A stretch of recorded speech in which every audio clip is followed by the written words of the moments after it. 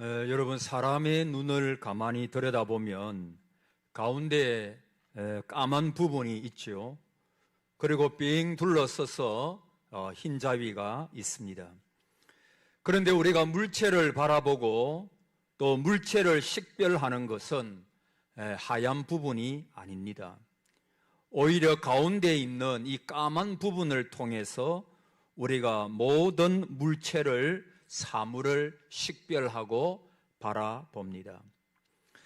이상하지 않습니까? 왜 하나님은 우리 사람의 눈을 만드실 때 가에 있는 하얀 부분을 통해서 물체를 보도록 만드시지 아니하고 하필이면 가운데 있는 새까만 부분을 통해서 물체를 바라보도록 만드셨을까요? 물론 우리가 안과 의사분에게 간다든지 또는 생물학자에게 물어보면 과학적으로 정확한 대답을 얻어낼 수가 있겠지요. 그러나 그것이 아무리 과학적인 답이라고 해도 그것이 우리 인생에 깊은 의미를 준다든지 또는 삶의 지혜를 주지는 못할 것입니다. 유대인들이 성경 다음으로 많이 읽는 유대인의 지혜서인 탈무드에 보면 그 질문에 대하여 이렇게 답을 하고 있다고 합니다. 너희의 인생이 아무리 어둡다고 할지라도, 너희의 현실이 눈동자와 같이 캄캄하다 할지라도 낙심하지 말라. 절망하지 말아라. 오히려 그 어두움을 통해서 밝은 미래를 바라볼 수 있느니라. 오히려 어두운 현실을 통해서 소망의 빛을 받아들일 수가 있느니라. 그 탈무드에 보면 그렇게 이야기를 하고 있다고 합니다. 어쩌면 참 지혜로운 답이고 우리에게 깊은 깨달음을 주는, 삶의 지혜를 주는 답이라고 할 수가 있겠습니다.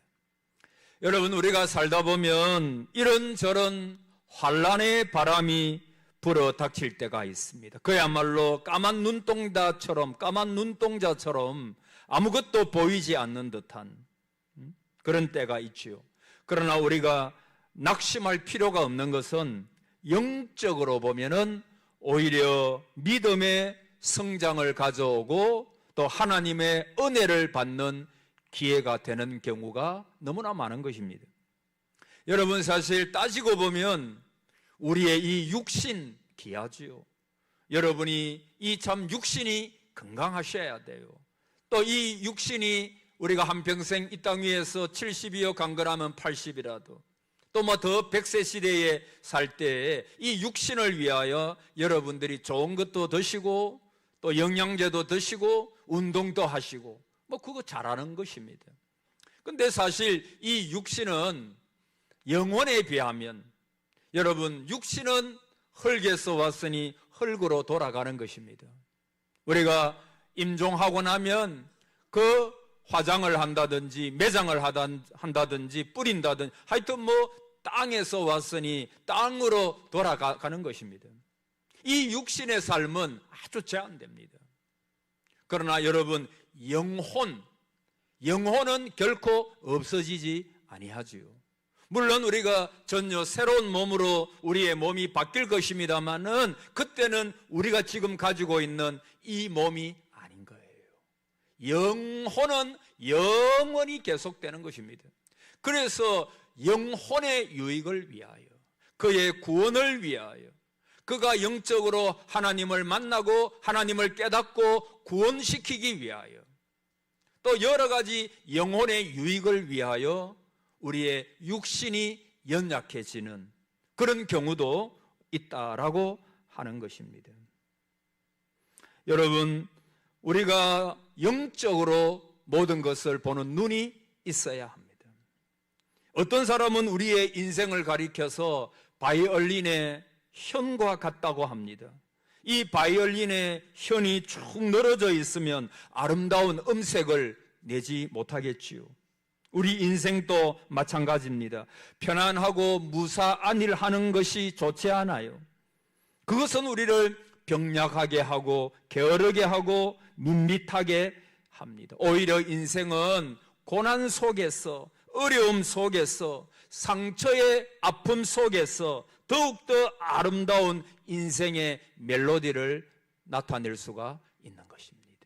그거는 개인이 또 마찬가지고, 가정도 마찬가지고, 교회도 마찬가지.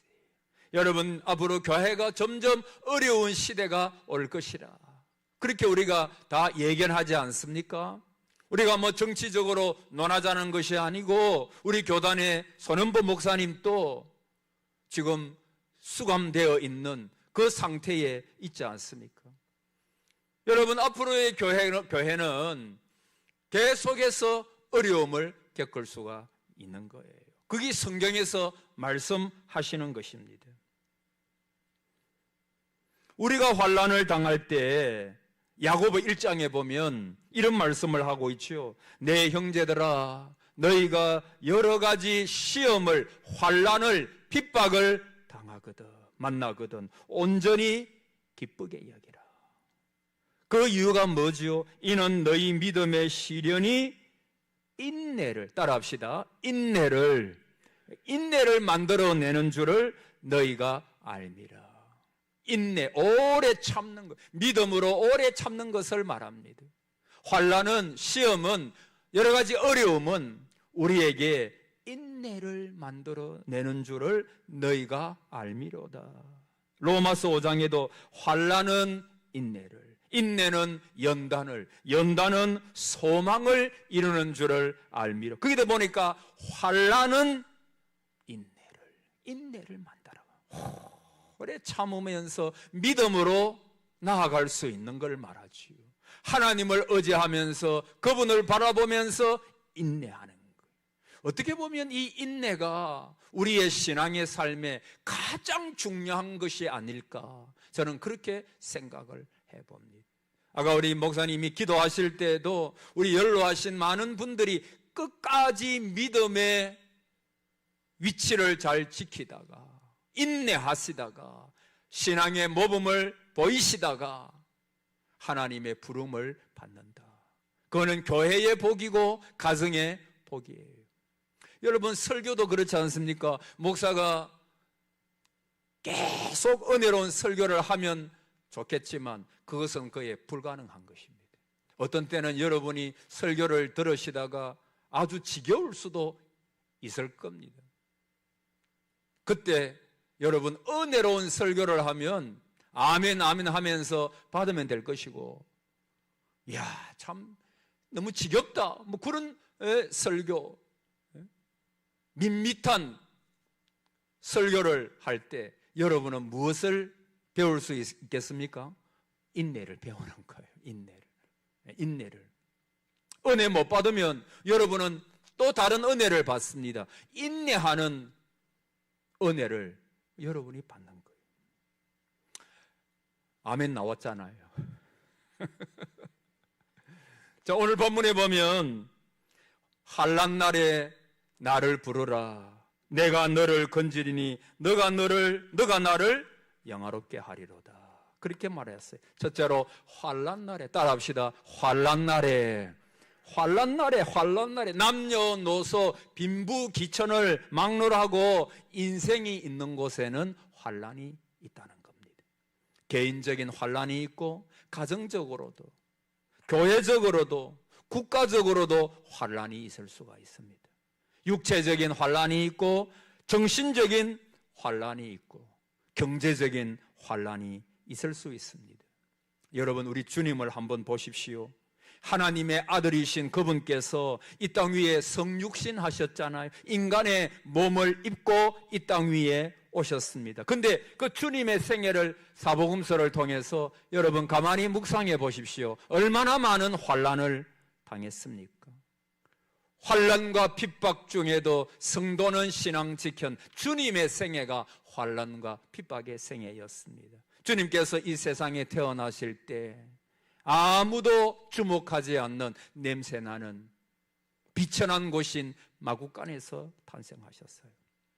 1살도 못 되어서 어린 몸으로 주님은 애굽까지 피신을 가셨습니다. 다시 나사렛으로 오신 주님은 어릴 때부터 가난한 육신의 부모를 도와서 목수의 힘든 노동을 하셨습니다. 그의 아버지 요셉은 일찍 천국 가신 것 같아요. 그래서 그 예수님께서 얼마나 아버지를 대신해서 어머니를 위하여, 동생들을 위하여 땀을 얼마나 많이 흘리셨는지 모릅니다. 주님의 공생애를 여러분 가만히 생각해 보십시오. 광야에 가셔가지고 먼저 40일 동안 금식기도 하셨습니다. 배고픔의 그 경험을 직접 체험하신 거죠. 그분은 이렇게 단식한 적도 있습니다. 여우도 굴이 있고 공중에 나는 새도 깃들 곳이 있지만 인자는 머리 둘 곳이 없다. 그 고생스러운 삶이었습니다. 육체적인 환난뿐만 아니라 정신적인 고통, 특별히 바리새인들, 서기관들, 그 로마의 법관 빌라도 너무나 많은 사람들이 십자가에 못 박게 하소서 중상하고 모략을 했습니다. 얼마나 많은 사람들이 예수님을 향해서 폭언을 퍼부었는지 모릅니다. 여러분, 우리에게도 한두 사람만 나에 대하여 중상하고 모략하면 그 참 견디기가 쉽지가 않은 것입니다. 버러지 같은 인간들에게 죄인으로 모함을 당하고 죄인 취급을 당했습니다. 결국 주님께서는 흉악한 죄인들이 달리는 십자가의 몸소 달리셨죠. 그 정신적인 고통이 얼마나 컸을까요? 모든 인류의 죄가 예수 그리스도의 그 양 어깨에 온전히 놓일 때 하나님은 고개를 돌리셨습니다. 엘리 엘리 라마 사박다니 어찌하여 나를 버리셨나이까. 주님의 삶을 한마디로 말하면 환난과 고통의 생애였다. 인생이 줄 수 있는 모든 환난을 우리 주님께서 겪으셨다라고 말합니다. 여러분, 주님의 뒤를 따라가는 저와 여러분도 똑같이 너희가 세상에서 환난을 당한다는 것입니다. 그러나 우리 주님은 그 모든 환난을 다 겪으시지만 마지막에 십자가에 돌아가시지만은 그러나 죽음의 권세까지 깨뜨리시고 우리 예수님은 부활하심으로 승리하셨습니다. 너희가 세상에서 환난을 당하나 담대하라. 내가 세상을 이기었노라. 여러분, 우리도 마땅히 이긴다는 것입니다. 여러분, 그거 아십니까? 우리가 당하는 모든 시험, 환난, 어려움, 이 땅 위에서의 인간고 그런 것들이 나를 죽일 것 같이 다가옵니다. 어떤 때는 정말 앞이 보이지가 않습니다.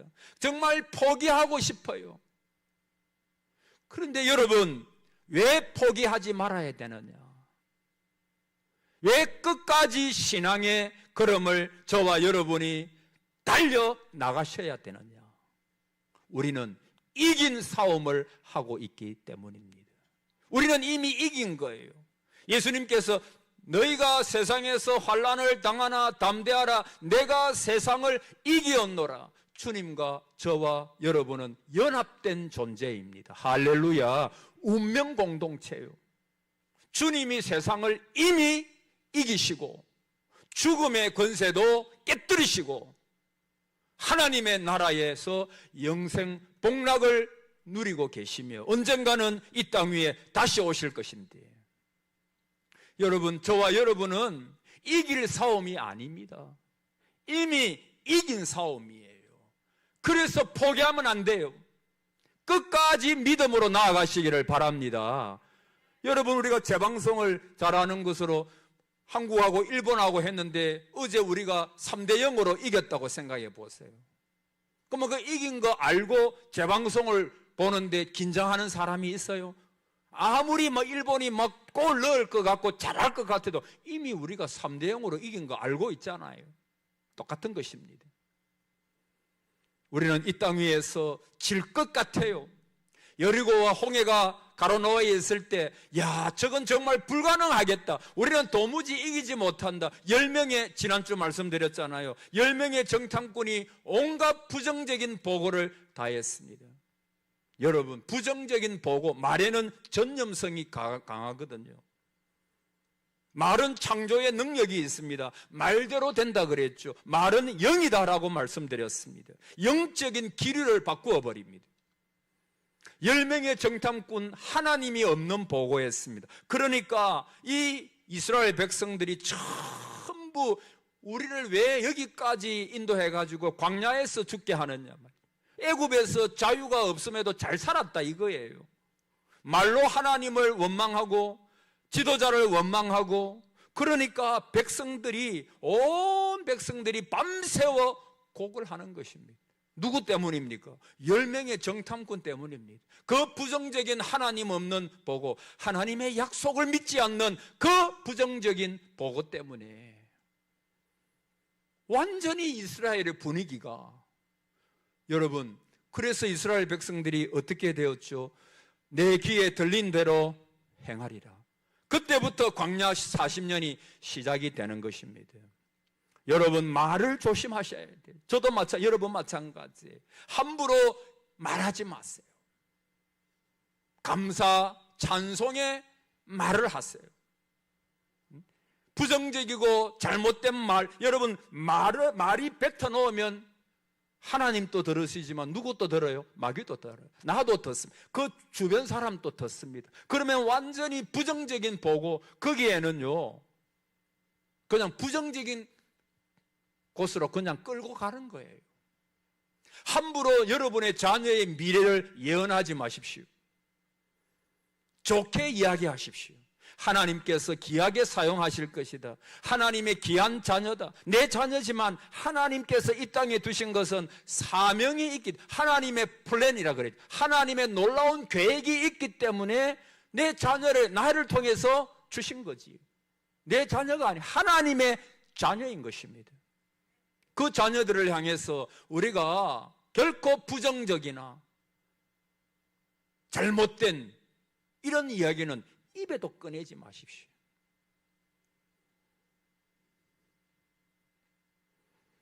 우리는 약하나 내게 능력 주시는 자 안에서 내가 모든 것을 할 수 있느니라. 이게 저와 여러분의 고백이지 않아요?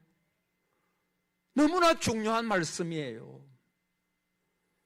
환난을 당하나, 환난 날에 그때 뭘 하라고 말하고 있죠? 환난 날에 따라합시다. 나를 부르라. 할렐루야. 불러야 돼요. 환난 날에 나를 찾아라. 그럴수록 그분께 더 나아가서 무릎을 꿇고 도우심을 구하라. 내가 있으니 은혜의 보좌 앞으로 담대히 나아오기만 하면 내가 크고 비밀한 일을 너에게 보여주리라. 할렐루야. 하나님을 찾으라는 거예요. 여러분, 하나님을 지난주 동안 얼마나 찾으셨습니까? 시마다 때마다 주무시기 전에 아침에 일어나셔서 출근하시면서 어떤 상황 가운데서도 하나님, 하나님. 아브라함은 가는 곳마다 제단 쌓았어요. 다윗도 제단을 제단 쌓은 게 뭐예요? 하나님을 찾은 거죠. 하나님을 찾는 거예요. 근데 아까도 말씀드렸지만 환난을 당하면 불평하고 원망의 말을 하는 사람도 있습니다. 구약 성경에 나오는 욥의 아내를 보십시오. 욥에게 하루아침에 말할 수 없는 자녀들이 다 죽고 재산이 다 이제 몰수당하고 없어지고 자기에게 병이 들고, 그때 아내가 뭐라고 말합니까? 그래도 당신이 하나님 앞에서 순전하게 살려고 애를 쓰고 있느뇨. 하나님을 차라리 욕하고 죽으시오. 여러분, 잘못된 태도입니다. 위험한 태도. 이것은 생명길로 인도하는 것이 아니라 멸망길로 인도하는 것입니다. 여러분, 혹시 여러분의 입에 불평과 원망이 없습니까? 광야 40년으로 들어가게 됩니다. 이스라엘 백성들처럼 불평과 원망의 말을 그치십시오. 또 어떤 분은 환난을 당할 때 낙심하고 좌절하고 자포자기합니다.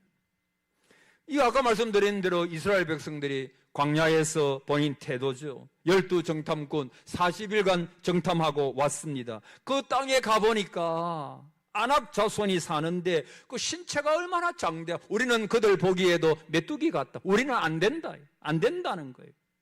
그러니까 이 백성들이 여러분 낙심, 좌절, 자포자기 아까도 말씀드렸죠. 순식간에 백성들에게 전염돼 버립니다. 어머니 아버지가 낙심하고 좌절하고 자포자기 해보십시오. 순식간에 자식들에게 전염돼 버립니다. 그래서 백성들이 애굽으로 돌아가자 아우성을 치면서 그랬죠. 그러나 그 불신앙적인 태도로 인해서 다 광야에서 죽었습니다. 좌절하는 거, 낙심하는 거, 이게 절대로 하나님이 원하는 태도가 아닙니다. 여러분, 욥이 환난이 다가왔을 때 주신 자도 여호와시요 지하신 자도 여호와시오니 여호와의 이름이 따라합시다. 찬송을 받으실지니라. 여호와의 이름이 뭐를? 찬송하십시오. 환난 중에 바울과 실라처럼 전에도 말씀드렸잖아요. 지금 은퇴하셨지만은 옛날 부민교회 심화하셨던 박사무 목사님이 심한 우울증에 걸리셨다 그랬잖아요. 그 목사님이 우울증에 걸리니까 얼마나 좀 그렇잖아요. 목사도 우울증에 걸릴 수 있죠. 사람이니까. 장로님도 권사님도 얼마든지 우울증에 걸릴 수 있습니다. 그때 이 사모님이 목사님을 우울증에 걸리면 바깥으로 잘 안 나가려고 사람 만나지 않으려고 그러잖아요. 그냥 처박혀 있잖아요. 막 방에. 그러니까 목사님을 끄집어내는 거예요. 그리고 여보 우리 등산하거나 좀 걸읍시다. 그 얕은 산을 등산하면서 사모님이 앞서가면서 사모님이 찬송을 불러요. 늘 찬송을 불러요. 목사님이 뒤따라가다가 몇 번은 찬송 부를 마음이 안 나, 우울증에 걸렸으니까. 그래서 왜 자꾸 나가자 그러냐고, 왜 찬송을 부르냐고. 목사님이 그랬대요. 그런데 사모님이 앞서가다가 늘 그날 또 찬송을 하는데 자기도 모르게 찬송이 그냥 사모님이 부르는 그 찬송 소리 그것에 맞추어 자기도 그 찬송을 자기도 모르게 입에서 흥얼거리고 있더래요. 4주를 가까이 하게 하면 아침 해가 돋을 때 만물신선함같이 막 이런 찬송을 사모님이 늘 자기도 모르게 목사님이 막 찬송을 막 이렇게 부르다가 주의 은혜로 그 우울증이 깨끗하게 나와버렸잖아요. 네?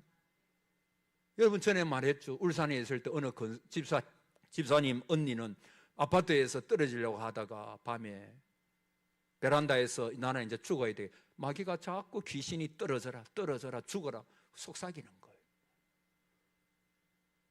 그런데 저 너머에 있는 그 십자가를 바라보고 그 자리에서 통곡했다 하잖아요. 그리고 그날부터 우울증이 완전히 나아버렸다고 하잖아요. 예수 그리스도를 만나면 십자가를 체험하면 정신적인 모든 우울증, 공황장애, 조울증 이런 거 다 도망가는 줄을 믿습니다. 도망가 버리는 거예요. 십자가 앞에 주님을 만나면, 예수 그리스도를 진심으로 만나면 그런 정신적인 잘못된 어떤 병들도 그 시로 완전히 도망가 버리는 거예요. 환난 중에 찬송하시기를 바랍니다. 환난 중에 기도하십시오. 환난 중에 뜨겁게 하나님 앞에, 환난 중에 나를 부르라 그랬잖아요. 여러분 옛날에 싱가포르인가 거기서 마약 중독자를 사역하는 그분들을 주님께로 인도하고자 사역하는 그 목사님 한 분이 계셨어요. 이 목사님은 마약 중독자, 여러분 마약에 한번 찌들기 시작하면 그 빠져나오기가 진짜 힘들잖아요. 뭐 저나 여러분 안 해봐서 잘 모르지만 한번 손대면 그 빠져나가기가 안 쉬워요. 정말 힘들어요. 그런데 이분이 그 마약 중독자들에게 복음을 전하면서 그리고 나서 예수 그리스도를 영접하고 나면 그 이분이 그 다음에 방언 기도를 하는 거예요. 뭘 한다고요? 방언 기도. 그래서 그분들이 방언을 받도록 같이 막 뜨겁게 기도하고 방언을 받고 이 방언 기도를 하면서 이 마약을 하지 않는, 마약을 끊는 그런 역사들이 많이 일어났다고 하는 것을 제가 보았어요. 방언 기도. 여러분들이 기도하실 때, 교회가 합심하여 기도할 때 여러분 방언하실 수 있는 분들은 방언 기도하십시오. 목사님 성경에 고린도전서에 보면 교회에서 기도할 때는 방언으로 기도하지 말고, 여러분 그걸 우리가 오해해서 그렇습니다. 여러분 우리 코리안 기도, 우리 한국의 기도는 우리 합심해서 기도할 때 확 이렇게 기도하잖아요. 근데 그런 기도만 있는 게 아니고 이 유대인들이 기도할 때는요, 교회에서 함께 기도한다는 게 뭐냐 하면 거기에 한 10명이 모여 있으면 한 명이 일어나 가지고 대표로 기도하고, 그 다음에 기도가 끝나면 또 그 다음 분이 일어나 가지고 기도하고, 또 끝나면 또 그 다음 분이 일어나서 기도하고, 이게 교회가 합심해서 기도하는 거예요. 우리하고 조금 다르죠. 우리는 뭐 다 같이 와 이렇게 기도하잖아요. 근데 교회에서 기도할 때는 방언하지 말라, 그 말은 그 일어나 가지고 방언을 하는데 그러면 못 알아듣잖아요. 들을 수 있잖아요. 여러분 방언을 해도 자기가 방언을 하는데 자기도 못 알아듣는 그런 방언을 하는 경우가 많죠. 또 어떤 데는 방언 통변의 은사도 있죠. 방언하면서 그것을 해석하는 그런 은사도 있는데, 어떤 경우에는 내가 방언을 하는데도 내가 무슨 말을 하는지 모르는 게 또 많아요. 여러분 그래도 그 방언은 누구에게 하는 거예요? 하나님께 하는 거예요. 여러분 방언은 개인의 신앙을 위해서 있다 그랬거든요. 예언은 교회를 위한 은사지만은 방언은 자기 개인의 신앙을 위한 은사를 그랬잖아요.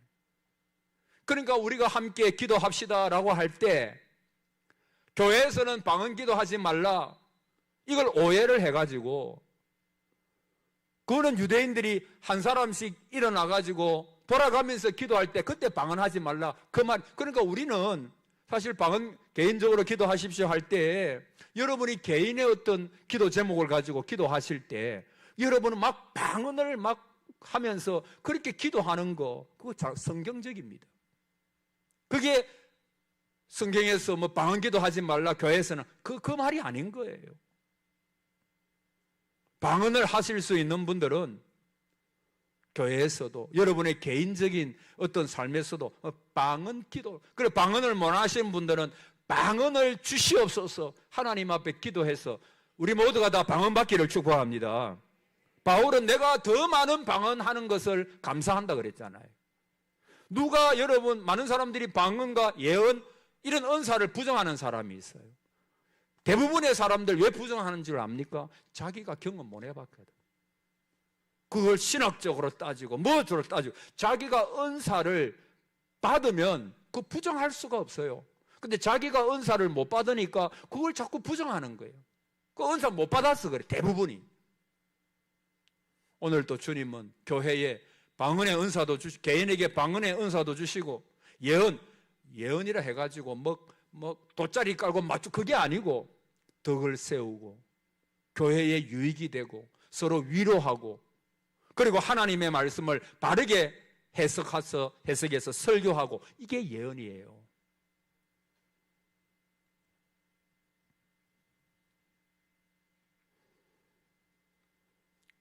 여러분 이 욥은 환난 가운데서도 하나님께서 왜 환난을 주셨는지 그것을 깨닫기 위해서 하나님 앞에 나아가서 눈물을 흘리면서 하나님께 부르짖는 거예요. 고린도전서 10장 13절에 사람이 감당할 시험 밖에는 너희에게 당한 것이 없나니 오직 하나님은 미뻐사 너희가 감당치 못할 시험 당함을 허락지 아니. 여러분 어떤 시험을 당해도 저와 여러분은 다 이길 수 있음을 믿으십시오. 하나님께서 그런 어려운 시험, 여러분이 못 견디고 못 이기는 시험 주시는 법이 없다고 말씀하고 있어요. 근데 또 이런 경우도 있다 그랬죠. 시험 당할 즈음에 또한 따라하세요. 피할 길을 내사. 피할 길을 또 주시는 거예요. 너희로 능히 감당하게 하시느니라. 할렐루야. 우리가 감당 못할 시험은 세상에 없습니다. 그게 주님의 말씀이에요. 또 어떤 경우에는 피할 길을 주십니다. 피할 길을. 하나님께서 초자연적으로 역사하시든지 어떻게 하시든지 사람을 통하여 역사하든지 어떻게 하든지 피할 길을 하나님께서 그때마다 주시는 거예요. 그래서 우리가 감당 못할 시험, 그 시험이나 환난 때문에 우리가 망하지 않는 거예요. 하나님께서 우리를 향하신 뜻이 뭐예요? 우리가 여러분이 행복하게 사는 것입니다. 여러분이 잘 되는 것입니다. 형통하는 것입니다. 그게 하나님의 뜻이고 하나님의 계획입니다. 중간에 어려움은 있을지라도 하나님의 뜻은 반드시 이루어지게 됩니다. 왜 여러분이 오늘날까지 살아계십니까? 사명이 있고 할 일이 있기 때문입니다. 할 일이 끝나지 않는 이상은 저와 여러분을 하나님께서 데려가지 않습니다. 사명이 있는 사람은 이 땅 위에서 그 사명을 감당하도록 하나님께서 끝까지 지켜주시는 거예요. 그래서 사명은 내 목숨보다도 귀하다 그러는 거예요. 하나님 주신 사명. 여러분, 어떤 어려움이 있든지 우리는 하나님 앞에 나아가서 환난 날에 나를 부르라 그랬어요. 내가 너를 건지리니 너가 나를 영화롭게 하리로다. 할렐루야. 여러분, 기도를 듣고 하나님께서 건져주신다고 말합니다. 더 나아가서 환난이 변하여 하나님을 영화롭게 할 것이다 라고 말합니다. 하나님은 신실하신 하나님이십니다. 반드시 약속을 지키시는 하나님이십니다. 그러므로 내 경험, 내 느낌, 내 상황 보지 말고 그거 자꾸 묵상하지 말고 하나님의 말씀을 붙드시기를 바랍니다. 이 한 절 말씀을 이번 한 주간 또 살면서 이 말씀을 붙드십시오. 환난 날에 나를 부르라. 내가 너를 따라합시다. 건지리니 건져 주실 것입니다. 이 경험을 하시기를 바랍니다. 주님께서 여러분이 어떤 상황이든지 여러분 모든 사람은 다 자기가 당하는 어려움이 제일 어려워요. 자기가 당하는 어려움이 제일 어렵게 보여요. 그러나 여러분 아십니까? 모든 사람들은 다 환난이 있어요. 어려움이 있어요. 힘듦이 있습니다. 그러나 하나님 앞에 나아가서 그분을 의지하고 그분 앞에 기도할 때 내가 너를 건져주겠다. 내가 너를 건져주겠다. 너가 나를 영화롭게 하리라. 모든 영광을 하나님께 돌려드리리라. 여기 예화가 하나 있는데 시간이 너무 많이 가서 다음에 하겠습니다. 자, 따라합시다. 환난 날에 나를 부르라. 내가 너를 건지리니 너가 나를 영화롭게 하리로다. 이번 한 주간 이 말씀을 묵상하고 또 묵상하시기를 바랍니다. 그리고 포기하지 말고 낙심하지 말고 원망하지 말고 부정적으로 이야기하지 말고 믿음의 선포를 하시기를 바랍니다. 이 말씀이 선포입니다. 하나님의 약속은 반드시 이루어집니다. 왜? 그분이 신실하신 분이시기 때문입니다. 오늘 우리 모두에게 이 은혜가 있기를 축복합니다. 아멘.